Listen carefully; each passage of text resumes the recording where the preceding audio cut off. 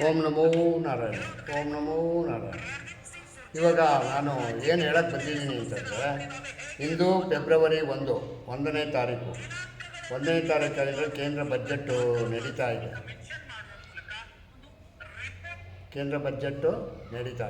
ಈ ಕೇಂದ್ರ ಬಜೆಟ್ನಲ್ಲಿ ರಾಜ್ಯಕ್ಕೆ ರಾಜ್ಯಗಳಿಗೆ 29 ರಾಜ್ಯಗಳಿಗೂ ಏನೇನು ಕೊಡಬೇಕು ಅನ್ನೋದನ್ನು ಮಾಡ್ತಾರೆ. ಮತ್ತು ಅವ್ರದ್ದೇ ಆದ ಒಂದು ಬಜೆಟು ಹಣಕಾಸು ವ್ಯವಸ್ಥೆನೀಗ ಎಲ್ಲ ವರ್ಗದವರೆಗೂ ಎಲ್ಲ ಇದಕ್ಕೂ ಕಮಿಟಿಗೆ ಹಂಚಿಕೆ ಮಾಡ್ತಾರೆ. ಇವತ್ತು ಮಾಡಿದ್ದಾರೆ ಆಲ್ರೆಡಿ. ಮಧ್ಯಾಹ್ನ ಪೇಪರ್ನಲ್ಲಿ ಓದಿದೆ, ಇದು ಟಿ ವಿನಲ್ಲಿ ನೋಡಿದೆ. ಅಷ್ಟು ವಿಷಯ ನನಗೆ ಹೆಚ್ಚಿಗೆ ಯಾವುದಕ್ಕೆ ಎಷ್ಟೆಷ್ಟು ಬಂತು ಅಂತ ಅನ್ನೋದು ಗೊತ್ತಾಗದೇ ಇರೋದ್ರಿಂದ ನಾನು ಅದ್ರ ವಿಷಯ ಬಿಟ್ಟು ನಾನು ಬೇರೆ ವಿಷಯ ಮಾತಾಡ್ತಾಯಿದ್ದೀನಿ. ಈಗ ಇನ್ನೊಂದೇನಪ್ಪ ವಿಷಯ ಅಂತಂದರೆ, ಅಜಿತ್ ಪವಾರ್ ಅವರ ಮಿಸ್ಸಸ್ಸು ಮತ್ತು ಏನಾಗಿದ್ದಾರೆ, ಇವಾಗ ಉಪಮುಖ್ಯಮಂತ್ರಿಯಾಗಿ ಪ್ರಮಾಣ ವಚನ ಸ್ವೀಕಾರ ಮಾಡಿದ್ದಾರೆ. ನಮ್ಮ ರಾಜ್ಯದ ಉಪಮುಖ್ಯಮಂತ್ರಿ ಟಿ ಕೆ ಶಿವಕುಮಾರ್ ಅವರು ಸಂತೋಷ್ ಜಿ ಅವ್ರನ್ನ ಭೇಟಿ ಮಾಡಿದ್ದಾರೆ. ಸಂತೋಷ್ ಜಿನೀಗ ಭೇಟಿ ಮಾಡಿದ ಉದ್ದೇಶ ಏನು? ಸಂತೋಷ್ ಜಿ ಅಂತಂದರೆ RSSನ ಕಾರ್ಯದರ್ಶಿ, ಸಂಘಟನಾ ಕಾರ್ಯದರ್ಶಿ. ಅವರನ್ನು ಡಿ ಕೆ ಶಿವಕುಮಾರ್ ಭೇಟಿ ಮಾಡಿದ್ದು ಯಾಕೆ ಗೊತ್ತಿಲ್ಲ. ಇವರ ಉದ್ದೇಶ ಏನು? ಈ ವಿಷಯ ನಮ್ಮ ರಾಹುಲ್ ಗಾಂಧಿಗೆ ಗೊತ್ತಾಗಿ ಅವರು ತುಂಬ ಅದರ ವಿಷಯವಾಗಿ ಯಾಕೆ ಹಿಂಗೆ ಮಾಡ್ತಾಯಿದ್ದಾರೆ ಡಿ ಕೆ ಶಿವಕುಮಾರ್ ಅಂತ ಹೇಳಿ ಅವರ ಸ್ನೇಹಿತರ ಹತ್ರ ಹೇಳ್ಕೊಂಡವರಂತೆ. ಇದು ವಿಷಯ ಬಂದಿದೆ. ಬರೀ ವಿಷಯಗಳು ಇವರ ಬೇರೆ ಬೇರೆ ಯೂಟ್ಯೂಬರ್ಸು ಮತ್ತು ಪತ್ರಕರ್ತರ ನ್ಯೂಸ್ನಿಂದ ತಿಳ್ಕೊಂಡು ನಾನು ನಿಮ್ಗೆ ಹೇಳ್ತಾ ಇರೋದು. ನಾನು ಡೈರೆಕ್ಟಾಗಿ ನಾನು ಯಾವುದೂ ಸತ್ಯವಾಗಿ ಅಲ್ಲಿ ಹೋಗಿ ನೋಡ್ಕೊಂಬಂದು ಹೇಳ್ತಾ ಇಲ್ಲ. ಇದು ನನ್ನ ನಿಜವಾದ ಸಂಶ. ಇದನ್ನು ನೀವು ನಮಗೆ ಮನ್ನಣೆ ಮಾಡ್ಕೋಬೇಕು.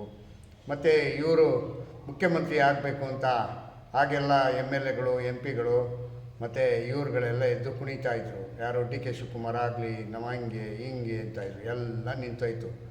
ಎಲ್ಲ ತೆರೆ ಮರೆಯ ಹಿಂದೆ ಹೋಗ್ಬಿಟ್ಟಿದೆ. ಆದರೆ ಡಿ ಕೆ ಶಿವಕುಮಾರ್ ಈಗ ಒಬ್ಬಂಟಿಗರಾಗಿಬಿಟ್ಟಿದ್ದಾರೆ. ಒಬ್ಬಂಟಿಗರಾಗಿದ್ದ ಕಾರಣ ಈಗ ಏನು ವಿಷಯ ನಡೀತಾ ಇದೆ ಅಂತ ವಿಷಯನೇ ಗೊತ್ತಾಗ್ತಾ ಇಲ್ಲ. ಅರ್ಥ ಆಯ್ತಾ?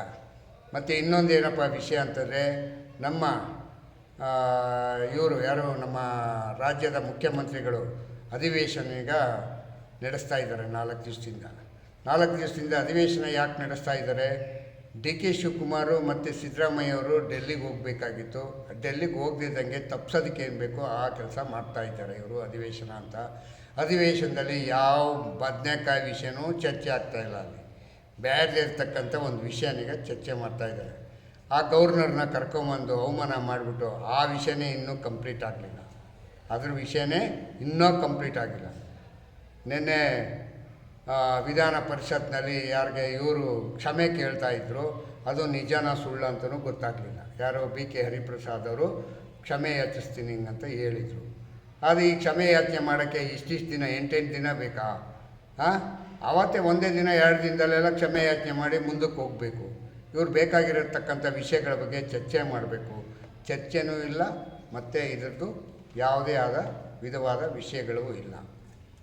ಅರ್ಥ ಆಯ್ತಾ? ನಮ್ಮ ರಾಜ್ಯದ ಮುಖ್ಯಮಂತ್ರಿಗಂತೂ ಇದ್ದಿದ್ದು ಅವ್ರಿಗೆ ಟೈಮ್ ಪಾಸ್ ಮಾಡಬೇಕು. ಟೈಮ್ ಪಾಸ್ ಅಂದರೆ ಈಗ ನಾನು ದೇವರಾಜ ಅರಸು ಅವರ ಕಾರ್ಯಕ್ರಮನೀಗ ಮುಂದುವರ್ಸ್ಕೊಂಡು ಹೋಗ್ತಾ ಇದ್ದೀನಿ ಅನ್ನೋದು ಅವ್ರಿಗೆ ಮನವರಿಕೆ ಆಗಬೇಕು. ನಾನೇ 2.5 ವರ್ಷ ಮುಖ್ಯಮಂತ್ರಿ ಆಗಿರಬೇಕು ಅನ್ನೋಕ್ಕೇನು ಬೇಕೋ ಅದನ್ನೀಗ ಒಂದೊಂದಾಗಿ ಹುಡುಕ್ತಾ ಇದ್ದಾರೆ. ನೆಕ್ಸ್ಟ್ ಇವ್ರೂ ಬಜೆಟ್ ಬಗ್ಗೆ ಶುರು ಮಾಡ್ಕೋತಾರೆ. ನೆಕ್ಸ್ಟ್ ಇವ್ರ ಬಜೆಟ್ ನಡೀತದೆ. ಆವಾಗ ಡಿ ಕೆ ಶಿವಕುಮಾರ್ಗೂ ಮತ್ತು ಇವ್ರಿಗೆ ಮುಖ್ಯಮಂತ್ರಿ ಮಾಡುವ ಆ ಕನಸು ನಿಂತೋಗುತ್ತೆ. ಮತ್ತು ಅದಾದಮೇಲೆ ಇವರು ಮಂತ್ರಿಮಂಡಲನ ವಿಸ್ತೀರ್ಣ ಮಾಡ್ತೀನಿ ಅಂತ ಹೋಯ್ತಾರೆ. ಅವನು ವಿಸ್ತೀರ್ಣ ಮಾಡೋಕ್ಕೆ ಬಿಡಲ್ಲ. ಅಷ್ಟೊತ್ತಿಗೆ ಅಸ್ಸಾಂ ಎಲೆಕ್ಷನ್ನು ಮತ್ತು 5 ಪಂಚರಾಜ್ಯದ ಎಲೆಕ್ಷನ್ಗಳು ಬರ್ತಾಯಿದೆ.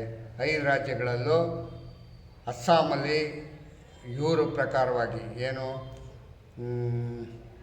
ಪತ್ರಕರ್ತರು ಹೇಳುವಂಥ ಪ್ರಕಾರವಾಗಿ BJP ಭಾಳ ಬಹುಮತದಿಂದ ಗೆಲ್ಲುತ್ತೆ ಅಂತ ಹೇಳ್ತಾಯಿದ್ದಾರೆ ಅಸ್ಸಾಂನಿಗ. ಮತ್ತು ತಮಿಳ್ನಾಡು ಮತ್ತು ಪುದುಚೇರಿ 50-50 ಯಾರು ಬೇಕಾದ್ರೂ ಗೆಲ್ಬೋದು.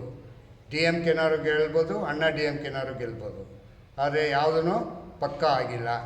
ಪತ್ರಕರ್ತರ ಇದರ ಪ್ರಕಾರವಾಗಿ ಪುದುಚೇರಿನಲ್ಲೂ ಹಂಗೆ ಇದೆ, ಪುದುಚೇರಿನಲ್ಲೂ ಅದೇ ಥರ ಇದೆ. ಕೇರಳದಲ್ಲಂತೂ ಇದ್ದಿದ್ದೂ ಇಲ್ಲ. ಅವರು UDF LDF ಅಂದ್ಕೊಂಡು ನಾನೇ ಗೆಲ್ತೀನಿ ಅಂತ ಹೇಳ್ಕೊಂಡು ರಾಹುಲ್ ಗಾಂಧಿ ಕುಣಿತಾ ಇದ್ದಾರೆ. ಅದರಲ್ಲಿ ಮಧ್ಯ ಇವರು ನಮ್ಮ BJPಯವರು ಅಲ್ಲಿ ಒಂದು ಕ್ಷೇತ್ರದಲ್ಲಿ ಮೇಯರ್ ಆಗಿದ್ದಾರೆ.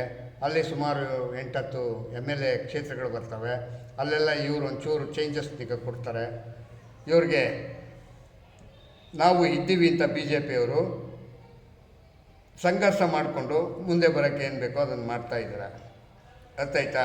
ಮತ್ತು ಕಲ್ಕಟ್ಟ ವೆಸ್ಟ್ ಬೆಂಗಾಲಲ್ಲಿ ಪತ್ರಿಕೆಯ ಮತ್ತು ಇವರು ಸಮೀಕ್ಷೆಯ ಪ್ರಕಾರ ಅವ್ರದ್ದು ಅಷ್ಟೇ ಸಮೀಕ್ಷೆ 50-50. BJPನವರು ಬರ್ಬೋದು ಮತ್ತು ಇವರಾದರೂ ಬರ್ಬೋದು. ಯಾರು ವೆಸ್ಟ್ ಬೆಂಗಾಲ್ ಇವರು ಮಮತಾ ಬ್ಯಾನರ್ಜಿನವರು ಬರ್ಬೋದು. ಆದರೆ ಯಾರಿಗೂ ಪಕ್ಕ ಆಗಿಲ್ಲ. ಯಾಕೆಂದರೆ ಇನ್ನೂ 2 ತಿಂಗಳು 3 ತಿಂಗಳಿದೆ. ಈಗ ತಗೊಂಡಿರ್ತಕ್ಕಂಥ ಸಮೀಕ್ಷೆಯಲ್ಲಿ ಅವರು ಬಹುಮತ ತೋರಿಸಿಲ್ಲ ಯಾರಿಗೂ. ಅರ್ಥ ಆಯ್ತಾ? ಇಷ್ಟು ಹೇಳಿ ನಾನು ಜೈ ಹಿಂದ್, ಜೈ ಕರ್ನಾಟಕ ಮಾತೆ, ಓಂ ನಮೋ ನಾರಾಯಣ. ನಮ್ಮ ಈಗ ಸಬ್ಸ್ಕ್ರೈಬ್ ಮಾಡಿ ಮತ್ತು ಮುಂದೆ ಹೋಗೋದಕ್ಕೆ ಅನುಕೂಲ ಮಾಡಿಕೊಡಿ ಅಂತ ಜೈ ಹಿಂದ್, ಜೈ ಕರ್ನಾಟಕ ಮಾತೆ ಅಂತ ಹೇಳ್ತಾ ನಾನು ಇಲ್ಲಿಗೆ